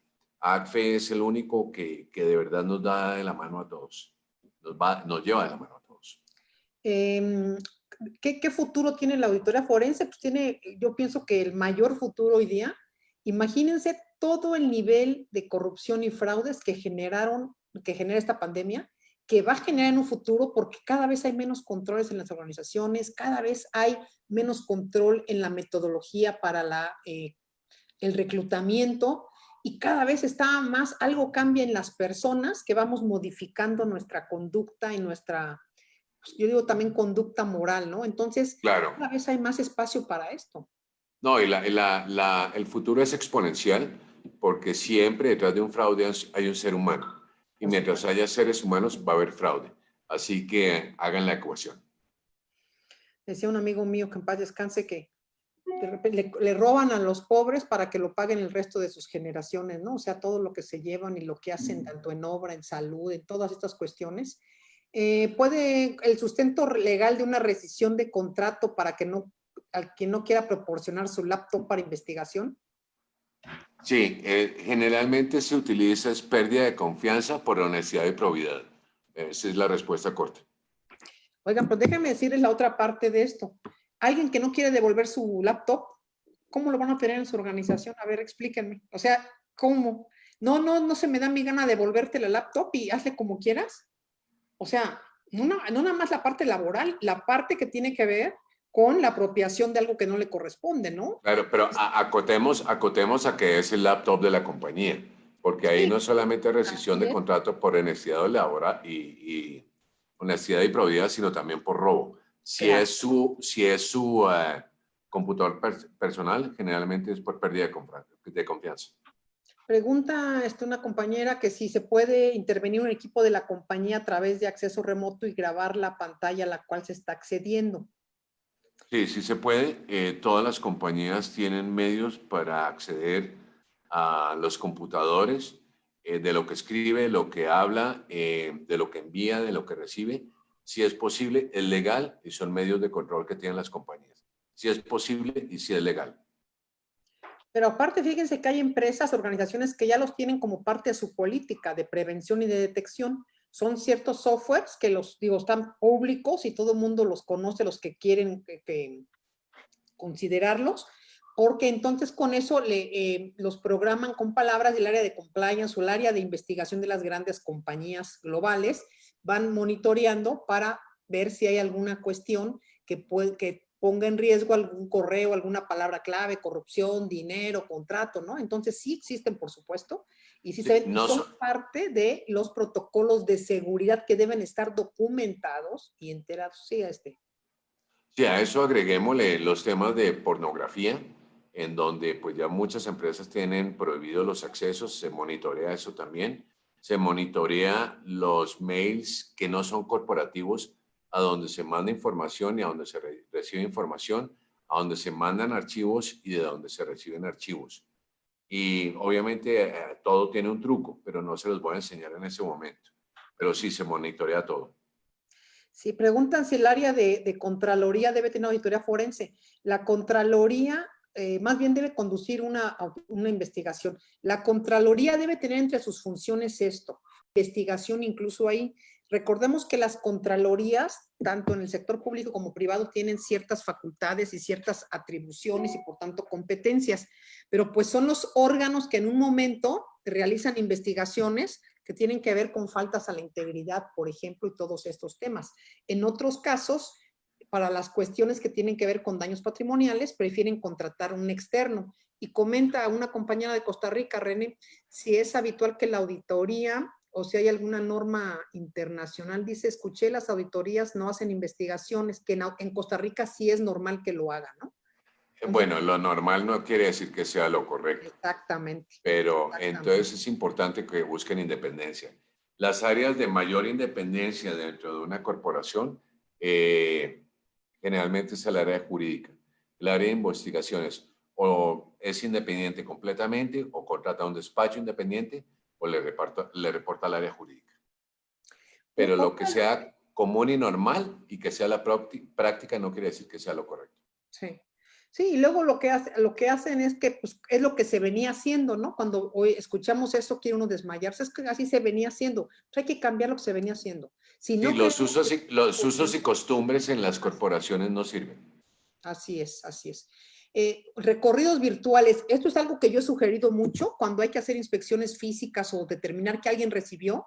Las personas que están recibiendo en tal lugar, bueno, ya con todos los aparatos, se está dando ahí vista, fe de que se está recibiendo y es un modo también de inspección de temas que estamos viendo en relación a lo mejor insumos, cuestiones que tienen que ver con actos de nuestra revisión que estamos formalizando o llevando a cabo, ¿no? Yo creo que es algo que sí es válido, ¿no? Y por supuesto, nada más necesitamos asegurarnos que lo estén haciendo en tiempo real, ¿no? Que no te hayan puesto una grabación y nos estén engañando en ese entorno. Yo no sé, yo ahí me quedé perdido, Muna, ¿qué significa recorridos virtuales? Porque Que, por para... ejemplo, te digo, ahorita, por ejemplo, fíjate que voy a entregar 100 tazas de estas que tengo aquí en mi mano.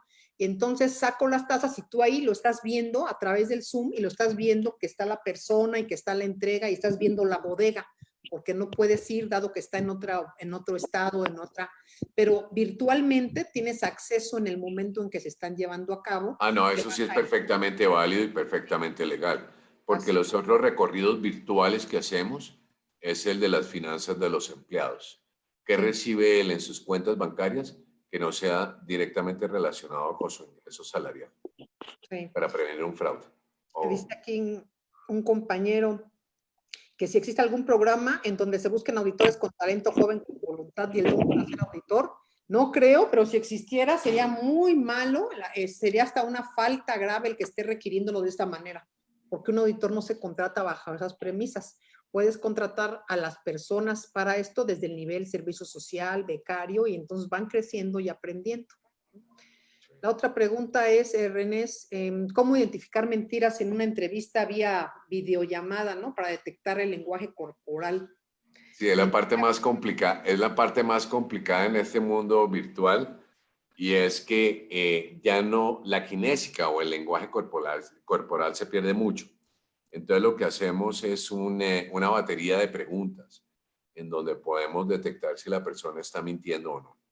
Y nos apoyamos en otras tecnologías que no tienen que ser necesariamente el polígrafo o la entrevista presencial, y es el BSA o el BSR, que se llama Voice Stress Recognition o Voice Stress Analysis. Para ustedes, para que todos sepan, los que no lo saben, cuando las personas mienten, las cuerdas bucales se tensan involuntariamente, y con esta tecnología lo podemos detectar, y no necesariamente tenemos que estar presencialmente, lo podemos hacer por teléfono, podemos grabar la llamada. Entonces es una forma, pero generalmente es por la experiencia del entrevistador en la batería de preguntas, y si quieren o si no tienen mucha experiencia, se apoyan en el BSR o en el BSA. Bueno, el otro tema importante es que imagínense que en persona nos mienten, ¿no? Y luego no nos damos ni cuenta. Ahí está la sagacidad, la observación, pero la otra parte es lo que yo tenga de elementos para saber que el que tengo enfrente me está mintiendo. O sea, hay cosas que yo ya voy a saber porque hice la investigación. Y diga lo que diga, yo voy a tener claramente identificado, Claro, ¿no? ahí viene la preparación de la entrevista. Uno tiene que estar preparado, no importa que esté presente o no presente, pero la preparación de la entrevista es fundamental. Así es. ¿Qué se recomienda para acabar con la relación entre impunidad y corrupción? Pues para mí la impunidad fomenta la corrupción y la corrupción alimenta la impunidad, y la única es sanciones, sanciones ejemplares y que sí caminen los asuntos, que haya denuncias con resultados, pero De acuerdo, denuncias de serias. acuerdo. Sí, esa es la ecuación. Déjame ver qué las características que deben tener las evidencias digitales para que sean consideradas, por ejemplo, un expediente digital. A ver, quien extrae la expediente, es amplia la pregunta, pero te voy a tratar de hacerla lo más corto. Primero, se tiene que demostrar que la evidencia salió de un sistema. Entonces, no es que yo agarre un Word y le haga una edición. No, tengo que demostrar por la IP, por la cadena, de dónde viene, que es un correo corporativo. Número dos, quien extrae la información tiene que ser una persona certificada, o que sea la autoridad certificada en eso para que sea válida. Número tres, hay que tener, si recuperamos equipos, hay que tenerlos en un medio, hay que hacer acta, hay que hacer cadena de custodia para que todo sea válido. Pero esto es casi que, todo este tema es casi que tema de otra conferencia. Y déjenme decirles que en la parte pública, cuando nosotros solicitamos información a una dependencia y nos la envía digital, que ahora se está haciendo para estos temas de revisiones, pues la validez la da el propio envío de la información, porque está siendo enviada por el dueño de la información en un correo oficial y dada en un oficio, en un correo oficial como tal, ¿no? En esta que es la cadena de custodia. Entonces, en las organizaciones pues hay que cuidar que sea el área emisora la que la esté enviando, certificada, y en su momento, no certificada, sino digital conformes, y en su momento, pues ya se hará una certificación aleatoria, ¿no? Pero el tema es que no nada más nos fundemos en lo que nos están mandando, sino en otro tipo de evidencia circunstancial. Sí, en Latinoamérica estamos muy atrasados en lo que se llama firma digital, pero ese es otro de los medios que ya yo creo que el próximo año ya quien mande un mail, quien mande un correo electrónico por algún medio, ya se va a tomar como una firma digital. Sí, se está caminando hacia allá, que es lo ideal. Y ahora esto va a buscar mucho este tema porque estamos tratando ya ahora el mundo de que haya muchas cuestiones digitales y se ahorren en este sentido, ¿no? Correcto. Esto, la verdad, dice, si existe una resolución judicial y un tercero, no podríamos contestar porque no tenemos casos del expediente. Sería, ¿quién debe dar seguimiento con esta pregunta para cerrar ¿quién debe dar seguimiento a la línea ética de denuncia, a la línea de denuncia? ¿Auditoría o recursos humanos? Miren, ahí hay varias líneas. Algunas empresas externas reciben las quejas de línea de ética. Ellos hacen un preanálisis y eso va al comité de ética de las empresas. Y las empresas en algunos casos toman la decisión de que alguien los investigue, o recursos humanos, o jurídico, o auditoría. No es lo correcto. Lo correcto es que sea una empresa externa que reciba la línea de ética y la misma empresa que lo investigue para que haya transparencia, porque en el comité de ética hay muchos conflictos de intereses.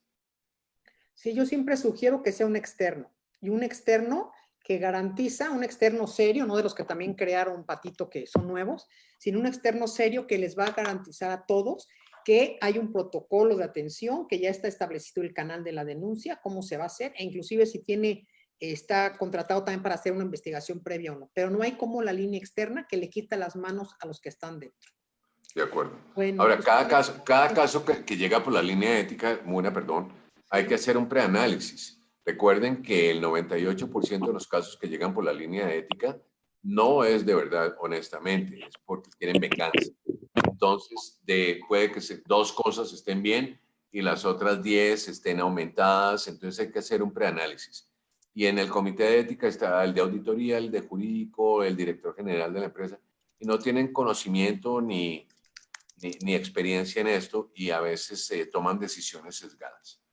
yo espero que todos sigan capacitándose. No hay como estarse actualizando en estos temas. Nadie va a ser un buen auditor nada más de oídas, sino en la práctica, pero con todas las habilidades, las destrezas. Y bueno, en este entorno, las organizaciones que requieran algún apoyo, consulta, consejo en pues estamos para servirles, pero siempre pensando que necesitamos certificarnos, necesitamos conocer más de los entornos que tienen que ver con la prevención, la detección y la investigación de fraude y corrupción, porque no acabo de entender por qué la delincuencia siempre va muy adelante de nosotros y nunca logramos alcanzarlos, ¿no? En ese sentido. Yo te doy la respuesta, Mona, porque no tienen compliance ni recortes presupuestales. Pues muchos, aunque los tengan, pero también tiene que ver con algo muy importante que yo la pondero por todo, la integridad de quienes están a cargo de las organizaciones e instituciones. Porque Sí, los que cometemos estas acciones somos las personas. Entonces, mucho ojo, mucho cuidado, y les deseamos a todos que tengan un confinamiento dentro de lo que cabe feliz, pensando que todo pasará, y que bueno, son tiempos que hoy nos tocó estar guardados y por algo pasan las cosas. Hay que trabajar y estar más cercano a nuestros afectos y tratar de ser mejores personas en el ámbito profesional, en lo interno y en lo externo. Deseamos lo mejor. René, muchas gracias por tu apoyo. A ti. Cuídense. Muchas gracias. Gracias, que descansen todos. Buenas noches. Un abrazo a todos. Gracias.